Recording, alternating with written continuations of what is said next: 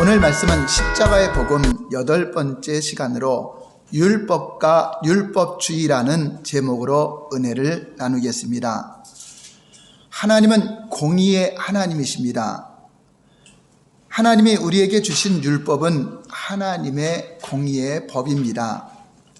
율법은 의로우며 거룩하고 선한 것입니다. 율법은 공의의 법으로서 하나님의 선하심을 드러내고 인간이 얼마나 죄악 가운데 있는가를 드러내게 하는 법입니다. 율법이 있기 전에도 아담의 범죄와 같은 죄가 이미 모든 사람에게 들어와 있음에도 죄를 죄로 여기지 않았습니다. 로마서 5장 13절을 보시면 시작. 죄가 율법 있기 전에도 세상에 있었으나 율법이 없었을 때에는 죄를 죄로 여기지 아니하였느니라. 하나님은 은혜의 복음을 주시기 전에 사람들이 죄악 가운데 심판받아 멸망할 존재가 되었다는 것을 깨닫게 하기 위하여 구원이 필요한 존재라는 것을 알게 하기 위하여 율법을 우리에게 주신 것입니다. 그러므로 율법으로 정죄받은 사람은 어찌할꼬 하나님의 은혜를 구하게 되고 도움을 구하여 우리 하나님 앞에 나오는 길로 예비가 되는 것입니다. 그러므로 율법의 용무는 우리를 구원하는 목적이 아니라 죄를 깨닫게 함으로써 모든 사람이 죄인인 것을 인정하게 하는 법입니다. 그래서 율법은 이미 정의를 내렸습니다. 로마서 3장 10절을 볼까요? 시작. 기록된 바 의인은 없나니 하나도 없으며. 하나님이 세상을 율법으로 진단해 보니 아담 한 사람의 범죄로 인하여 죄가 들어오고 모든 사람이 죄를 범하였음에 하나님의 영광이 이르지 못하였다. 그러므로 의인은 없나니 하나도 없다는 것이 하나님이 진단한 결과입니다. 우리는 거짓 신앙 체계를 상세하게 살펴보기에 앞서 율법과 율법주의의 관계에 대해서 잘 살펴보아야 됩니다. 오늘 이 시간에는 여러분이 율법은 하나님께서 왜 우리에게 주셨는가? 그럼 거짓 신앙인 율법주의가 무엇인가 하는 것에 대해서 함께 알아보겠습니다. 거짓 신앙인 율법주의 신앙에 대하여 살펴봄에 있어서 먼저 율법과 율법주의의 차이를 아는 것이 중요하기 때문입니다. 이 둘은 근본적으로 다른 것입니다. 한마디로 말해서 율법은 하나님께로부터 나온 선한 것이고 율법주의는 사탄으로부터 나온 악한 것입니다. 로마서 7장 12절 오늘 본문을 볼까요? 시작. 이로 보건대 율법은 거룩하고 계명도 거룩하고 의로우며 선하도다. 표를 한번 넘겨보세요. 율법의 본질은 의로운 것이다. 또 근원은 하나님으로부터 온 것이다. 또 성격은 선한 것이다 라는 것을 볼 수 있습니다. 그러나 율법주의는 본질은 거짓 신앙 체계에서 나온 것이고 근원은 하나님이 아니라 사탄으로부터 나온 것이고 성격은 악한 것이다 하는 것입니다. 일반적으로 율법은 무엇을 말하는가? 적게는 십계명과 모세 오경, 그리고 크게는 구약 성경 전체를 가리키고 또 더 크게는 하나님의 모든 법도와 규례와 명령을 말하는 것입니다. 첫 번째, 율법은 하나님의 은혜를 얻기 위한 수단으로 주어진 것이 아니다. 넘겨보세요. 한번 읽어볼까요? 시작. 율법은 은혜를 얻기 위한 수단이 아니다. 무슨 말이냐면 율법을 통해서 내가 의로워진다. 하나님 앞에 구원받기 위한 수단으로 주어진 것이 아니다 하는 것입니다. 율법이 우리에게 주어진 목적은 우리들이 그것을 잘 지킴으로써 하나님의 의에 이르게 하기 위한 것이 아니라는 겁니다. 심지어 구약에서도 하나님은 이스라엘 백성들에게 율법을 먼저 줘서 너희들 율법을 잘 지키면 내가 구원할 것이야, 그러지 않았다는 것입니다. 먼저 구원하시고 먼저 건져주시고 하나님의 백성을 삼으신 다음에 규례와 법도와 명령을 주셨다고 하는 것입니다. 즉 구원과 은혜가 먼저이고 율법은 나중이었다. 그러니까 율법은 구원받기 위해서 주신 것이 아니라는 것을 우리에게 보여주고 있습니다. 율법은 어느 때에도 구약시대나 신약시대나 하나님의 은혜나 의를 얻기 위한 수단으로 주어진 것이 아니다 하는 것을 여러분 잘 아시기 바랍니다. 사람들이 율법을 통해서 하나님의 은혜를 얻기 위한 수단을 여길 때, 그것으로 의롭게 보이려고 하는 것으로 여길 때, 그것을 바로 율법주의다라는 것입니다. 그것은 심각한 결과를 초래하게 됩니다. 율법주의는 우리를 하나님의 은혜 안에 들어가게 하는 것이 아니라 오히려 은혜를 끊어지게 하고 오히려 저주 아래 들어가는 역할을 한다는 것입니다. 그러므로 율법주의가 거짓 신앙 체계라고 하는 것을 우리에게 보여주고 있습니다. 갈라디아서 3장 10절 볼까요? 시작.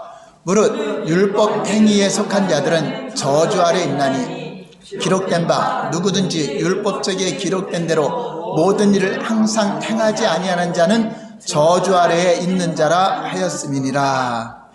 여기서 율법의 행위에 속한 자들이란 하나님의 은혜를 얻기 위한 조건으로 자기의 행실로 혹은 하나님의 율법으로 하나님 말씀을 지키는 것으로 하나님 앞에 의롭게 보이려고 하는 자들을 말하는 것입니다.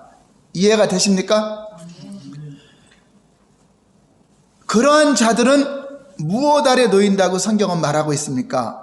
하나님의 저주 아래 놓이게 된다 하는 것입니다. 왜입니까? 이들에게 적용되는 조건 중 중요한 두 단어는 모든가 항상이라는 단어로 하나님의 그 많은 계명 중 단 한 가지를 일생에 한 번만 어겨도 그들은 죄인이 되는 것이고 그 결과 영원한 멸망에 빠질 수밖에 없기 때문입니다. 이처럼 우리가 하나님의 법도 하나님의 말씀을 잘 지킴으로써 그 공로로 하나님 앞에서 의롭다함을 받고 또한 하나님의 은혜를 얻고자 할 때 우리는 오히려 저주를 받는다는 것을 가르쳐주고 있는 것입니다. 그런데 이스라엘 백성들이나 많은 사람들이 율법을 통해서 의로워지려고 하는 그러한 잘못된 가치관을 가진 것을 율법주의라고 하는 것입니다. 결국 모든 율법을 지키지 못하기 때문에 버림을 받는다는 것입니다.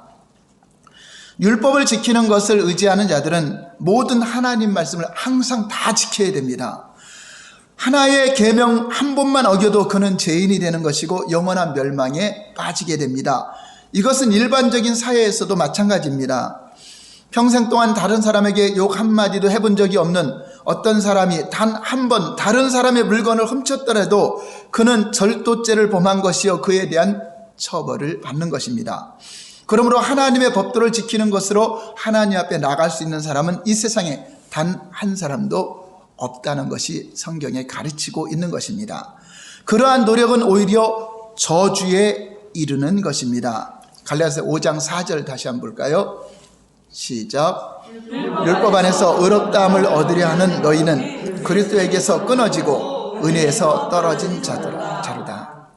그렇습니다. 우리가 십자가의 복음, 그리스도의 은혜를 아는 사람들은 은혜 안에 살고 은혜로 하나님을 섬기고 은혜로 주님 안에서 교제하며 살아가는데, 이 은혜를 믿지 못하는 사람은 율법주의 행위로 어떤 종교적인 열심으로 하나님 앞에 더 나가려고 하는 거죠. 더 율법을 지키려고 하고 더 열심히 하나님 앞에 어떤 내 행위로다 어떤 은혜를 구하는 자들은 은혜 가운데 끊어졌기 때문에 그러한 행동이 나온다고 하는 것입니다. 두 번째, 율법이 우리에게 주어진 네 가지 목적에 대해서 알아보겠습니다.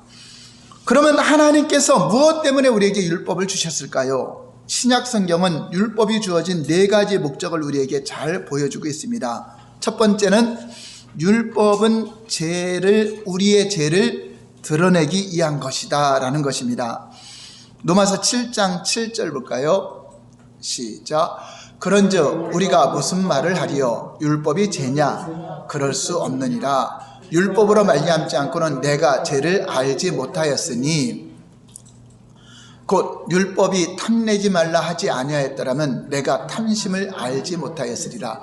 우리가 마음속으로 탐심을 갖는 것, 탐내는 것도 죄인 줄 몰랐는데 율법이 탐심을 갖지 말아라 하는 것 때문에 탐심도 죄구나 하는 것을 깨닫게 된다 하는 것입니다. 율법은 마치 우리 영혼의 거울과 같은 것입니다. 우리 얼굴에 아무리 더러운 오물이 묻어 있어도 거울을 보기 전에는 알 수가 없습니다. 마찬가지로 우리는 율법을 통해서 내가 죄인인가 아닌가를 그 거울로 비추어서 알 수 있는 것입니다. 예를 들면 율법을 통해서 우상 숭배가 무엇인가를 깨닫게 되고 또 그것이 하나님 앞에서 얼마나 큰 죄인가를 발견하게 됩니다. 하나님보다 내 마음속에 더 사랑하는 것이 있으면 그것이 우상 숭배인데 율법이 있기 전에는 내 마음속에 다른 거 사랑해도 죄인 줄 몰랐죠. 그런데 율법을 지켜보니까 나는 죄인이구나, 우상 숭배한 죄인이구나 하고 깨닫게 된다고 하는 것입니다. 예수님을 알지 못하는 사람들 중에는 이런 사람들 있죠. 자기는 아무런 죄도 짓지 않았다고 주장하는 사람들이 있습니다. 자기는 살인도 하지 않고 도적질도 하지 않고 간음도 한 적이 없는, 나는 법 없이도 살 수 있는 사람이라고 말하는 사람이 있죠. 세상 사람은 그러죠. 이분은 법 없이도 사는 사람이야. 얼마나 죄도 안 짓고 잘 사는 사람이라고 그렇게 말합니다. 그러나 만약 그들이 하나님의 율법 앞에 자신을 비추어 본다면 그들은 자기가 하나님 앞에서 얼마나 큰 죄인인가, 또 자기의 삶의 모든 부분이 얼마나 죄로 가득 차 있다는 것을 알게 된다고 하는 것입니다. 로마서 3장 20절 볼까요? 시작. 그러므로 율법의 행위로 그의 앞에 의롭다 하심을 얻을 육체가 없나니 율법으로는 죄를 깨달음이니라. 여러분들이 잘 알아야 돼요. 율법으로는 죄를 깨달아라. 무슨 말인가? 내가 죄인인 걸 알아야 구원이 필요하지 않느냐. 나는 죄인입니다. 주님의 은혜가 아니면 살 수 없습니다. 주님 은혜를 구합니다. 그런 마음을 가질 때 은혜가 어디에 있죠? 바로 십자가의 복음, 예수 그리스도를 보내주시고 그분을 믿는 자마다 멸망치 않고 영생을 얻는 은혜로, 하나님의 거저 주시는 그 은혜로, 예수님의 공로로, 십자가의 공로로 구원받는다는 것이 절실하게 여겨지게 되는 것입니다. 할렐루야. 그것은 마치 여름날의 방 안과 같이 햇빛이 들어오기 전에는 모든 것이 방이 깨끗한 것처럼 보입니다. 그러나 햇빛이 방 안에 비치면 셀 수 없는 먼지들이 방 안에 가득한 것을 발견하게 됩니다. 이처럼 하나님의 말씀의 빛이 사람들 속에 비치면 그들은 말로 형용할 수 없는 수많은 죄들이 내 속에 가득하다는 것을 알게 된다고 하는 것입니다. 자, 두 번째, 율법은 죄를 심화시키기 위한 것이다. 무슨 말인가? 내가 죄인인 줄 몰랐는데 죄책감을 더 크게 갖는 거죠. 어찌할꼬 이것을 심화시킨다고 하는 것입니다. 로마서 7장 8절 볼까요? 시작. 그러나 제가 기회를 타서 계명으로 말미암아 내 속에서 온갖 탐심을 이루었나니 이는 율법이었으면 죄가 죽은 것입니다.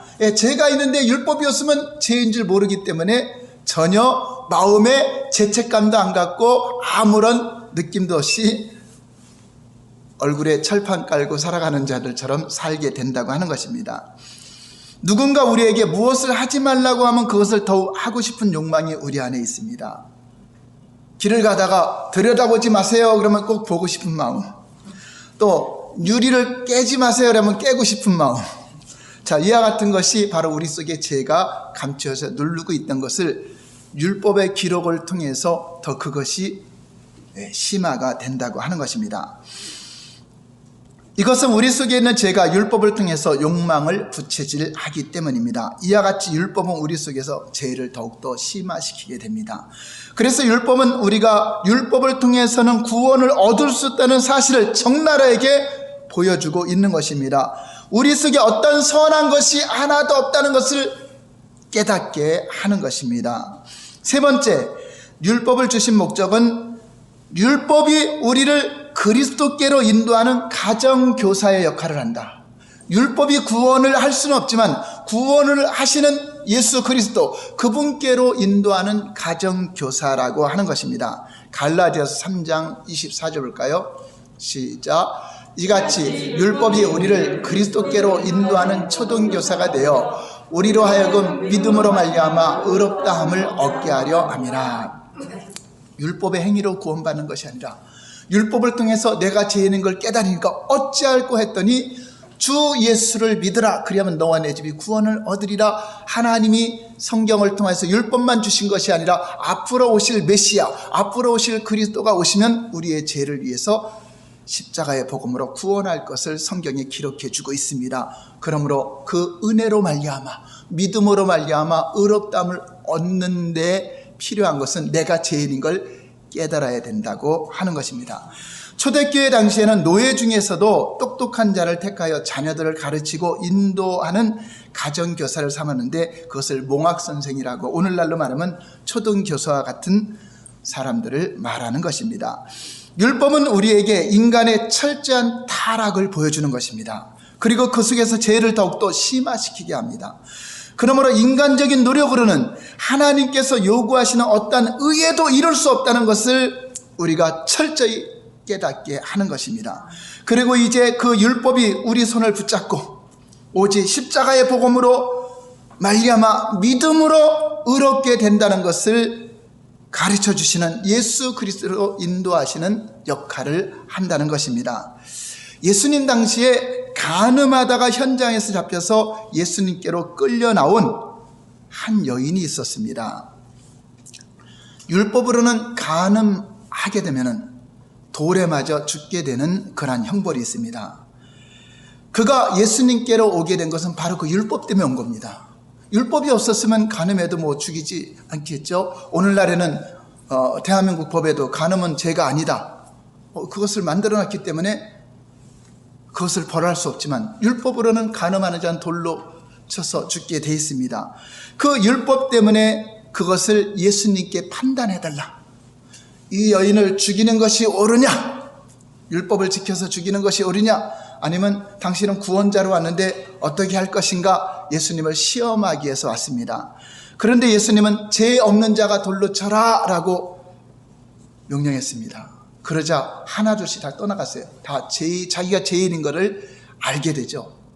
그 여인은 사람들에게 드러난 죄인이고 자기들은 드러나지 않은 죄를 다 갖고 있다는 것을 깨닫기 때문에 돌아간 것입니다. 근데 예수님은 죄가 없죠. 예수님은 그 여인을 정죄할 수도 있습니다. 그런데 예수님은 은혜로, 자비로 나도 너를 정죄하지 않는다라고 말씀하고 있습니다. 이 사건은요, 율법과 복음을 잘 설명해 주는 것입니다. 그 여인이 예수님께로 인도된 것은 무엇 때문이죠? 율법 때문입니다. 율법이 예수님께로 인도한 것입니다.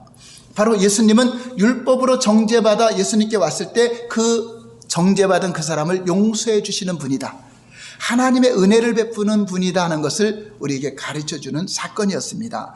이와 같이 간음한 여인은 율법에 의해서 죄인임이 드러난 것입니다. 그 율법으로 인하여 간음한 여인의 죄가 드러나서 예수님께로 인도되어 은혜로 제사함 받고 구원받은 것처럼 모든 사람은 율법에 의하여 죄인임을 깨닫고 그 율법이 우리를 은혜의 그리스도, 은혜의 하나님이 보내신 예수 그리스도로 안내하는 몽학선생과 같이 인도자가 되었다 하는 것을 말하는 것입니다. 이것이 바로 우리에게 율법을 주신 목적이라고 하는 것입니다. 또 네 번째, 또 한 가지 율법을 주신 목적이 있습니다. 율법은 하나님의 백성들에게 삶의 규범을 제시하기 위함이다. 우리가 대한민국에 태어나도 그냥 태어났다고 사는 것이 아니라 대한민국의 법을 지켜야 되죠.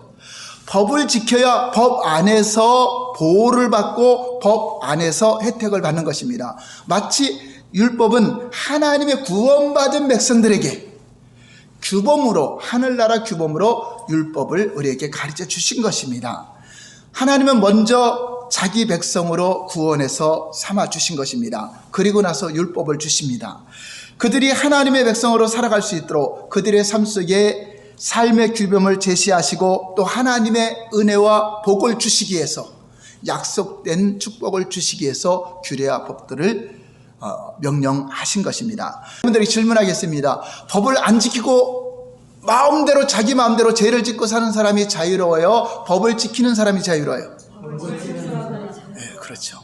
법을 지킬 때 우리는 법 안에서 자유와 혜택을 받는 거지, 법을 어기고 무시하고 마음대로 죄를 짓는 사람은 그게 자유인 것 같지만 그것은 항상 쫓겨다니는 것이고 항상 제재를 받는 것이고 잡혀가지 않아도 죄책감으로 시달리게 되어 있는 것입니다. 그러므로 하나님의 백성들, 하나님 나라의 법을 우리가 알고 지키는 것은 당연한 것이다. 그것이 우리를 의롭게 하고 구원받게 하는 것은 아니지만 이 땅에 살아가는 동안에, 하나님의 백성이 살아가는 동안에 삶의 규범을 우리에게 제시해 주신 것입니다. 어떤 사람들은 율법 자체를 소홀히 하는 사람들이 있습니다. 나는 자유자다 하면서 마치 율법에 얽매이지 않고 자기 마음대로 죄를 짓고 살아간다. 그것은 또 다른 극단적이요 잘못된 것이라고 하는 것입니다. 하나님의 율법 혹은 하나님의 말씀은 하나님의 백성들인 우리의 유익을 위해 주신 것입니다. 우리들은 하나님의 법들을 따라 살아갈 때 가장 안전하고 하나님의 보호를 받는 것입니다. 여러분, 세상에는 지뢰로 가득한 지뢰밭과 같습니다.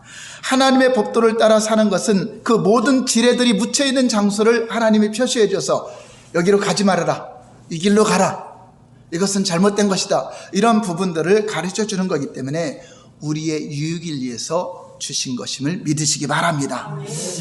이제 이 네 가지는 순서가 중요합니다. 세 번째는 순서의 중요성입니다.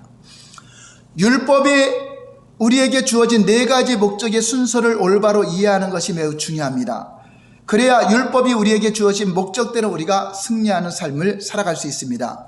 그런데 네 번째가 가장 위로 올라가면 이것이 바로 율법주의죠. 하나님이 우리에게 규례와 법도로 규범을 위해서 주신 것인데 그것이 내가 의롭게 되는 수단이요, 그것이 먼저가 돼서 의를 따르려고 한다면 이것은 불가능하다고 하는 것입니다. 만약 어떤 사람이 먼저 율법을 잘 지킴으로써 하나님의 백성으로서의 모범된 삶을 살려고 노력하면 그 사람은 반드시 다른 사람들보다 더 초인적으로 노력하여 많은 규정들을 지킬 수는 있을 것입니다. 그래서 그 마음속에는 대단한 자부심을 가질 것입니다. 내가 하나님의 백성이 돼서 율법을 이렇게 잘 지키고 있으니 나는 목사님보다 더 잘 지키고 나는 다른 사람보다 더 잘 지키니까 얼마나 자부심이 있겠습니까? 그러나 그는 바리새인들처럼 그 중심은 전혀 변화되지 않을 것입니다. 왜냐하면 그가 바로 율법주의에 빠진 것입니다. 우리는 율법으로 내가 죄인인 걸 깨닫고 회개함으로 그리스도께로 안내돼서 은혜로 구원받았다는 이 순서가 중요하다. 그런 은혜로 구원받은 자들이 이제 율법대로 살려고 하는 것이지, 그것이 내가 의를 이루기 위한 목적이 아니다. 나는 억만가지 죄악을 용서받은 자다. 나는 아무런 의가 없는 죄인입니다. 하나님의 은혜가 없으면 살 수 없습니다. 이렇게 고백되는 사람들이 하나님 말씀대로 살아도 그것이 자기 의가 되지 않고 남을 판단하는 잣대가 되지 않는다는 것입니다. 또 다른 하나는 이렇게 바리새인들처럼 외식하는 자가 되는가 하면 또 다른 하나는 상습적인 죄책감 가운데 시달릴 것입니다. 왜냐? 그거대로 못 살 거니까. 못 사니까 마음속에 얼마나 죄책감이 많아요. 내가 그래서 나는 지옥 가나? 나는 이 죄 때문에 해결되지 못하고 날마다 도전을 하죠. 그래서 죄책감에 빠져서 어깨가 푹 처지고 그렇게 살아가죠.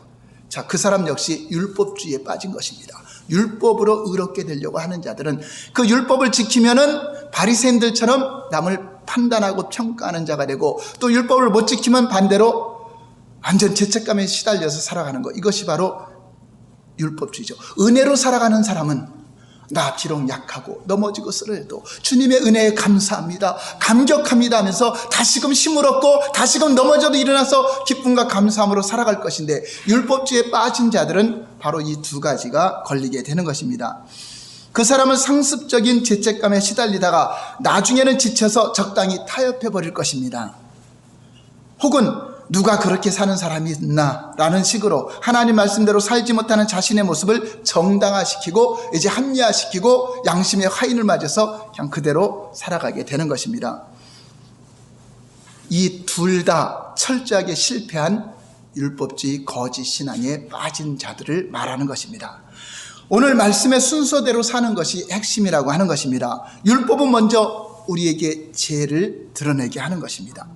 우리에게 하나님의 기준이 비춰질 때 우리는 그 앞에 드러난 나의 모습을 보게 되는 것입니다.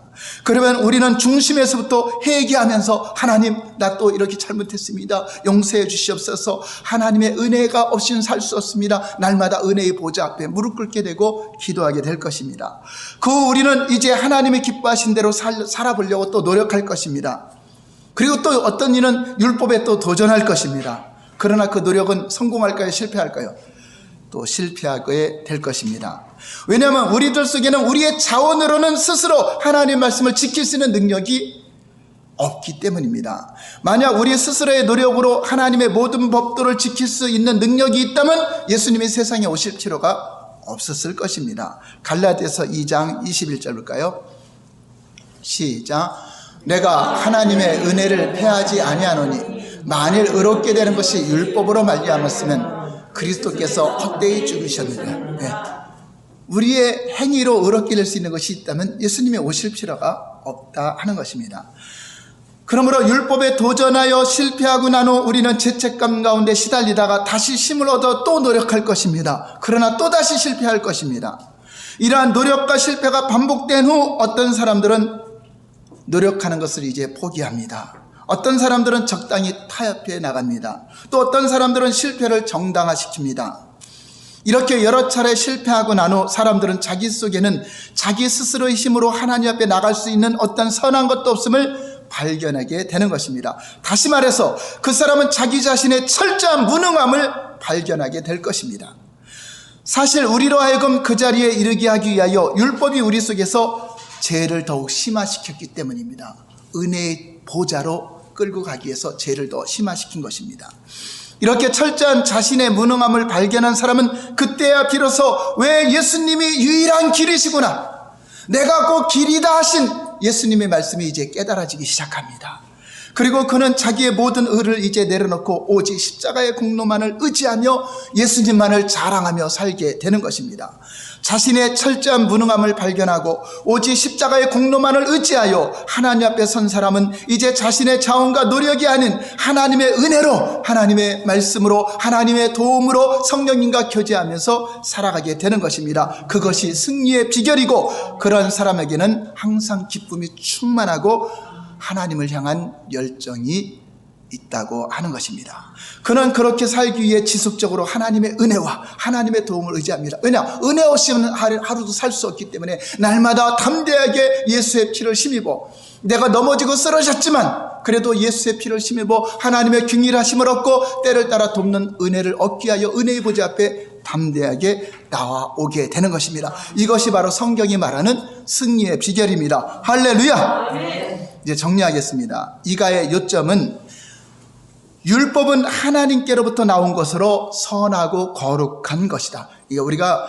율법으로 구원받지 못한다니까 율법이 뭔가 부족하고 율법이 뭔가 잘못된 것이 아닌가 생각할 수 있는데 그렇지 않다. 율법은 선하고 거룩하고 의롭고 하나님으로부터 나온 하나님의 공의의 법이다 하는 것입니다. 그러나 율법주의는 사탄으로부터 나온 악하고 나쁜 것입니다. 우리 사람들이 보기에는 율법주의가 아주 대단히 의로워 보이고 대단히 아주 돌을 닦듯이 살아가는 그 모습을 볼 때 존경스럽게 보이지만 그것이 바로 가짜로 이장하기 위한 사탄의 수법이라고 하는 것입니다. 그러므로 율법은 우리를 구원하는 법이 아니라 죄를 깨닫게 하는 법이다. 율법은 우리의 죄를 심화시킨다 하는 것입니다. 그리고 율법은 우리를 그리스도께로 인도하는 가정교사의 역할을 한다. 또한 율법은 하나님의 백성들에게 삶의 규범을 제시하기 위한 것이다 하는 것입니다. 그러면 율법주의는 율법을 하나님의 은혜를 얻기 위한 수단으로 여길 때 이것이 바로 거짓 신앙인 율법주의에 빠지게 되는 것입니다. 자, 오늘 말씀을 이해가 되시고 깨달아지시면 아멘. 아멘. 여러분 대단하십니다. 훌륭하십니다. 자, 갈라디아서 2장 16절 말씀이 총 정리를 해주고 있습니다. 이 말씀 읽고 마치겠습니다. 시작.